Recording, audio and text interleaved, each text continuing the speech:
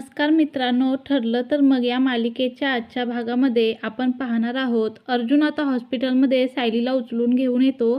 त्यामुळे त्या सर्वजण विचारतात की काय झालं? तेव्हा अर्जुन म्हणतो त्यांच्या पोटामध्ये कोणीतरी सुरा खुपसला आहे. पटकन ट्रीटमेंट सुरू करा, असं म्हणून तो खूप घाबरलेला असतो आणि सायलीला म्हणतो, सायली तुला काहीही होणार नाही. तू अजिबात काळजी करू नको. मी आहे तुझ्यासोबत.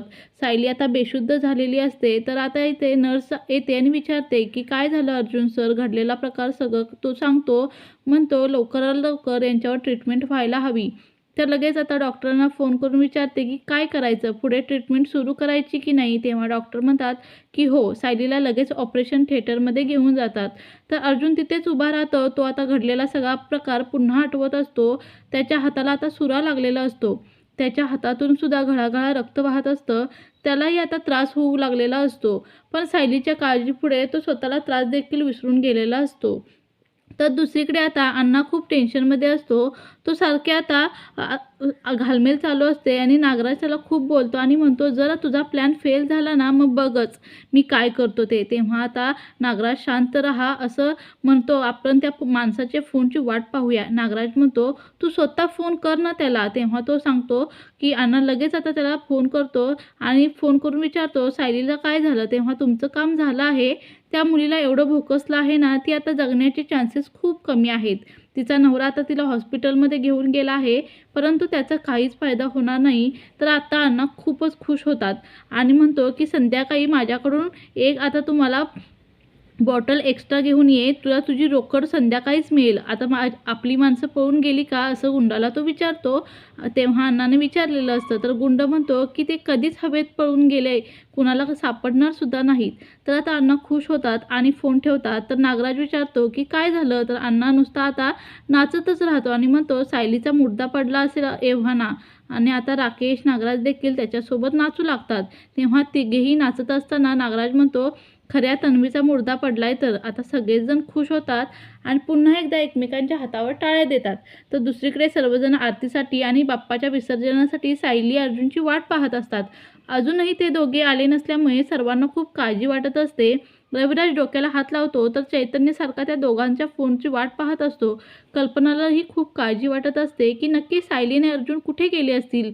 तर आता अर्जुनजवळ फोन असतो, परंतु तो काही फोन घेत नाही. तो अगोदर अर्जुन पाणी पितो. तर एक फॉर्म भरावा लागेल असं वॉर्डबॉय सांगत असतो. अर्जुन फॉर्म भरण्यासाठी रिसेप्शनजवळ जातो. तर नेमका अश्विन तेथे आलेला असतो. तेव्हा रिसेप्शनिस्ट म्हणते की तुमच्या हाताला खूप लागला आहे. तर अश्विन अर्जुनकडे पाहतो आणि विचारतो की दादा तू इथे काय करतोस? तेव्हा अर्जुन म्हणतो अरे इथे सायलीला मी घेऊन आलेला आहे. सायलीवर कोणीतरी अटॅक केलेला आहे आणि अश्विनच्या आता तर पायाखालची जमीनच सरकते. तर तुझ्या हाताला काय झालं? तू ड्रेसिंग करून घे अगोदर, असं अश्विन म्हणतो. तेव्हा अर्जुन म्हणतो माझं जाऊ दे, माझ्या हाताला नाही, पण आता तू सायलीला वाचव.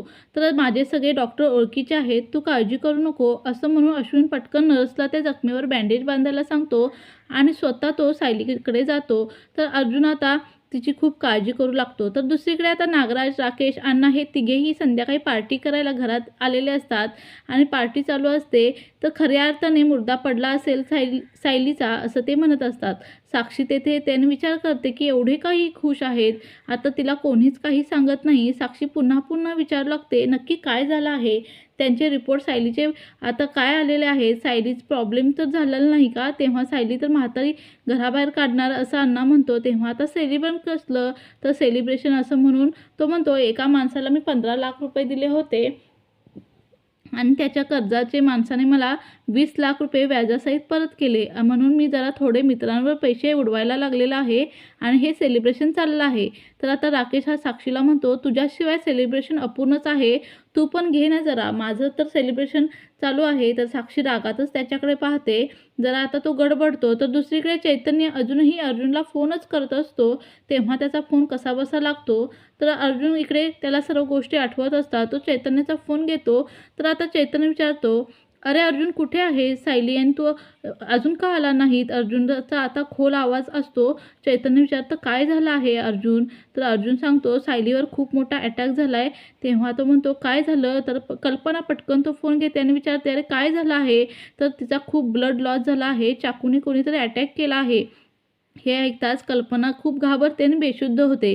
कल्पना खाली कोसळते. ते पाहून घरातील सर्वजण घाबरतात. काय झाले विचारतात. तेव्हा सायलीवर अटॅक झाल्याचं आता चैतन्य रविराजला सांगतो. सगळेजण आता कल्पनाला उठवण्याचा प्रयत्न करतात. तिला पाणी पाजतात. तेव्हा आता सायलीकडे जायचं असं ठरवतात. सायली कल्पना म्हणते की तेव्हा रविराज देखील खूप घाबरलेला असतो. तुम्ही सगळेजण सायलीकडे जा, मी थोड्या वेळात पोहोचतो विसर्जन करून. तेव्हा प्रिया विचारते की काय बाबा तुम्ही पण जाणार आहात का? तर रविराज आता म्हणतो की हो, जायला तर हवंच ना. तर इकडे अण्णा आणि नागराज दोघेही गप्पा मारत असतात. तेव्हा अण्णा म्हणतो, खरंच आज मी खूप खुश आहे असं म्हणतो. इंग्रजीमध्ये बोलतो की त्याला इंग्रजी बोलता येत नाही. ते पाहून आता नागराज खूप हसत असतो. तर एवढी इंग्लिश फाडू नका असं तो म्हणतो. एकच गोष्ट करा की तुम्ही मराठीतून बोला, जमते का पहा. चांगल्या भाषेत जमेल तुम्हाला बोलायला. अण्णा म्हणतात, एवढ्या 15 लाखाच्या साध्या खर्चासाठी तुम्ही एवढे सेलिब्रेशन नाही करू शकत. नक्की काही ना काहीतरी प्रॉब्लेम नक्की झाला आहे. तुम्ही अजूनही काही मला सांगत नाहीत. अण्णा म्हणतो की नाही गं, तसं काही नाही, आम्ही असंच खुश आहोत. तर राकेश पटकन म्हणतो की साक्षी विचारते की काय झालं आहे. तर आता तो 3रा क्लास घेतलाय ना, त्यामुळे काहीही बरं होतंय. तू अजिबात काळजी करू नको. तर साक्षी तर म्हणते की अण्णा तुम्ही मला नेमकं काय झालं आहे ते का सांगत नाही. तर अण्णा आता जरा बेतानेच बोलतो. पुढे काय झालं विचारते. तर गुंड सांगतो की मी सिटी हॉस्पिटलच्या बाहेर आहे. कधीही गुड न्यूज येऊ शकते. मी अजूनही बाहेर थांबलेला आहे. अण्णा विचारतो की ती गेल्यावर पहिल्यांदा मला सांग. तो गुंड म्हणतो, अण्णा ठीक आहे असं म्हणून फोन ठेवतो. साक्षीला आता वेगळा संशय येतो. तेव्हा कोण गेल्यानंतर ती अण्णाला विचारते. त्यावरती तो म्हणतो की कोण कुठे, मला काही माहिती नाही. अरे एका ठिकाणी पैसे भरायचे होते ना, ती तारीख उलटून गेली आहे ना, तेच माणूस सांगत होता. तर साक्षीला हे काही खरं पटत नाही. काहीतरी गडबड नक्कीच आहे ही ती ओळखते. तर आता अण्णा म्हणतो, खरंच आहे गं. राकेशमध्ये आता बोलण्यावरून साक्षीला जरा वेगळा संशय येतो. तर आता दुसरीकडे कल्पना ही हॉस्पिटलमध्ये असते. तर आता दुसरीकडे कल्पना ही हॉस्पिटलमध्ये येते. ती खूप रडत असते. अर्जुन चैतन्यला शोधत तिथे येत असतो. अर्जुन बसलेला असतो. तेव्हा अर्जुनचा असा आवाज आहे. तेव्हा ती कल्पना म्हणते की काय झालं आहे अर्जुन. घडलेला सगळा प्रकार तो सांगू लागतो. आता आपल्या सायलीला जास्त तर लागलं नाही ना असं ती विचारते. अर्जुन म्हणतो माहीत नाही. चैतन्य विचारतो नक्की काय झालं होतं. अर्जुन घडलेला सगळा प्रकार सांगतो. कल्पना अर्जुनला मिठी मारून रडत असते. अश्विन देखील तेथे येतो आणि म्हणतो सगळं काही नॉर्मल होईल, तुम्ही नका काळजी करू. तेव्हा कल्पना विचारते खरंच ना, आपली सायली नक्की बरी होईल ना. तेव्हा म्हणतो की काय होतंय मला माहिती नाही, पण ऑपरेशन सुरू आहे, मला तिथे जाणं आता गरजेचं आहे. सगळं काही ठीक होईल, खूप ब्लड लॉस झाला आहे ना. तेव्हा आता सगळेच खूप घाबरतात. तेव्हा बिचाऱ्या सायलीच्या बाबतीतच असं का घडलं असं कल्पना विचारते आणि खूप रडते. अश्विनला सुद्धा मिठी मारते. अर्जुनला विचारते की काय झालं असेल रे अर्जुन. मित्रांनो, पुढील भागामध्ये सायलीचं खूप ब्लड लॉस झालेलं असतं. डॉक्टर आता अर्जुनला सांगतात त्यांना ब्लडची खूप आवश्यकता आहे. त्यांचा ब्लड ग्रुप खूप रेअर आहे आणि तो मिळत नाही. तर अर्जुन विचारतो कोणता ब्लड ग्रुप आहे. तर ओ निगेटिव्ह ब्लड ग्रुप असल्यामुळे डॉक्टर म्हणतात की मिळत नाही.